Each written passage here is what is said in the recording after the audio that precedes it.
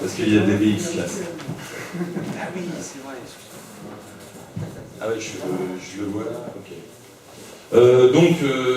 L'idée c'était justement de présenter un exemple où j'utilisais un peu tout ce qui avait été présenté avant.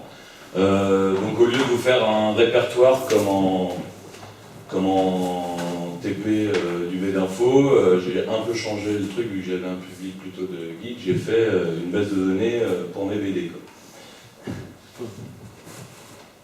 Donc, je suis pas très mal. Donc l'idée, c'est de montrer avec les outils qu'on a aujourd'hui dans le Perl moderne, comment on peut faire un template d'application web de façon rapide en 200 lignes de code. Donc je vais vous présenter, une appli web, ça se représente souvent comme ça. On a souvent une BDD avec un objet métier autour, au-dessus de laquelle on va développer une API. Alors si on est classe, on la fait en REST pour pas avoir d'état. Et puis on va avoir un front en HTML5 que je ne détaillerai pas, c'est pour ça que je l'ai grisé.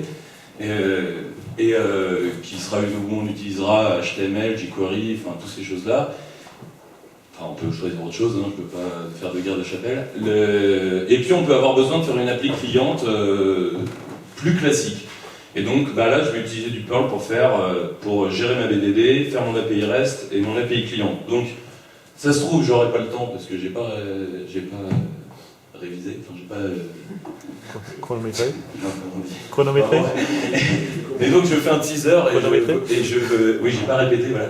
Et donc je fais un teaser et je vous invite désormais, dès maintenant, à venir revoir la présentation qui sera sûrement plus détaillée en mode TP aux Journées Perl 2012 à Strasbourg.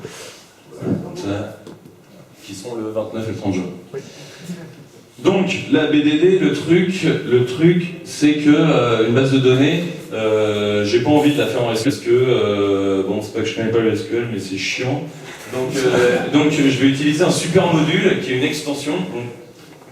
Ce que n'a pas dit Sylvain, c'est la plupart du temps quand on fabrique des extensions d'un module CPAN, on rajoute un X au module CPAN et puis après on met notre nom à nous. Donc là je vais utiliser DBX class qui est l'Extensible et Flexible Object Relational Mapper. Et en fait, l'idée, c'est d'écrire sa base de données sans utiliser du tout de SQL, mais en utilisant des objets Perl. Et comme c'est une extension de DBI, c'est donc indépendant de la base, parce que ce que n'a pas dit Sylvain non plus tout à l'heure, c'est que DBI, son grand intérêt, c'est d'avoir quand même des drivers pour la plupart des bases de données. Et donc là, je vais écrire des choses en Perl très simples, et je pourrais les déployer sur PostgreSQL, sur MySQL, sur SQLite, sur n'importe quel système SQL compatible avec DBI. Donc typiquement, je rentre direct dans le sujet. Alors, ce que j'ai oublié de dire aussi, c'est que je vais utiliser le super helper de Dancer, vu que, comme l'a dit Alexis, il va me créer directement toute ma hiérarchie de répertoire pour mon appli, il va me faire mon lib, mon T, etc. Donc je peux directement créer un fichier lib mycomicsdb.pm dans le répertoire mycomicsdb.pm. Et donc là, je vais définir exactement mon objet DBX class.